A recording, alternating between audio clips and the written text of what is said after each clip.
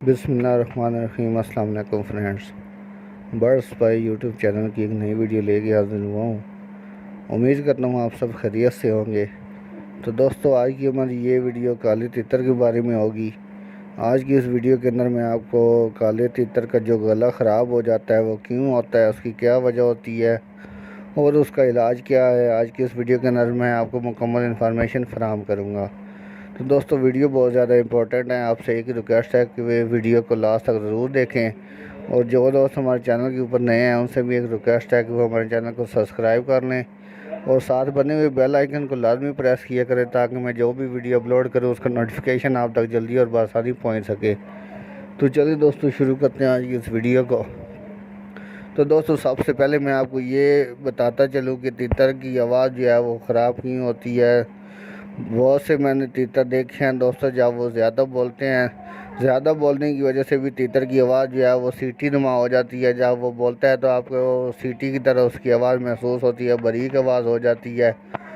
तो एक तो तीतर जो ज़्यादा बोलते हैं उनके साथ ये मसला आता है, उनकी आवाज़ इस तरह हो जाती है। और कुछ तीतर होते हैं जब वो ज़्यादा बोलते हैं तो उनकी आवाज़ बारीक नहीं होती बल्कि बैठ जाती है, और बिल्कुल बहुत जो है वो मुश्किल से उनकी आवाज़ जो है वो गले से निकलती है। तो ये दो मसले होते हैं जिसकी वजह से तीतर की आवाज़ जो है वो बैठ जाती है। ज़्यादातर जब गला ख़राब होता है उस वजह से भी उसकी आवाज़ में जो है वो काफ़ी तब्दीली आ जाती है। तो ये इसकी इलाज क्या है दोस्तों। इसका इलाज एक तो मैं आपको सिरप बताऊंगा, वो भी 100% जो इसके लिए बहुत मुफीद सिरप है, वो आप अगर देंगे तो उससे भी इसकी आवाज़ में काफ़ी फ़र्क आएगा। और एक आपको उसके साथ देसी नुस्खा भी बताऊंगा। अगर जो दोस्त सिरप वगैरह नहीं ख़रीद सकते तो वो उसको देसी नुस्खा इस्तेमाल करें, 3 से 4 दिन के अंदर ही उसकी आवाज़ के अंदर फ़र्क आ जाएगा, सही हो जाएगी। दोस्तों, तूत स्याह सिरप का नाम है। यहाँ पे आपको सामने पिक्चर भी नज़र आ रही होगी। किसी भी मेडिकल स्टोर से आपको आसानी से मिल जाएगा।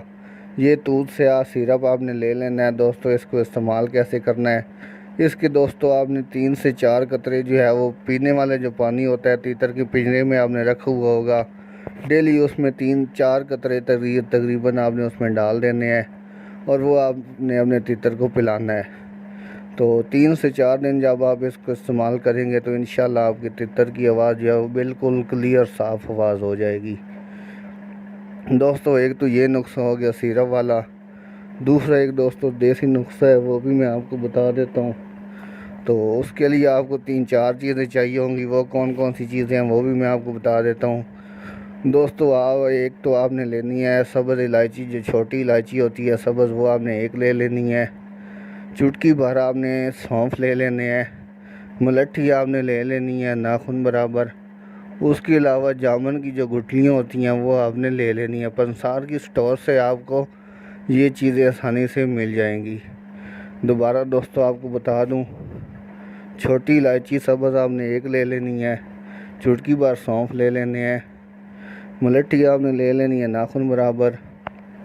और उसके अलावा आपने जामुन की 2 से 3 गुठलियाँ ले लेनी हैं। ये सारी चीज़ें लेने के बाद आपने क्या करना है दोस्तों, शाम को आपने एक आधा कप पानी का ले लेना है। उसके अंदर आपने ये सारी चारों चीज़ें जो है वो भिगो के रख देनी है। तो सारी रात भिगो के रखना है। फिर सुबह आपने जब तीतर को आप मट्टी देते हैं 10-11 बजे जब धूप निकलती है, तो मट्टी देने के बाद जब आपने उसको पानी रखना है तो यही पानी जो है सुबह आपने एक बारीक कपड़ा लेके इसमें से पानी जो है वो अलग कर लेना है और बाकी चीज़ें जो है वो अलग कर लेनी है। इसको नितार लेना है आपने। तो इससे जो पानी नितारेंगे वही पानी आपने अपने तीतर के सामने रख देना है, वो आपने उसको पिलाना है। तो 2-3 घंटे आपने वो पानी रखना है।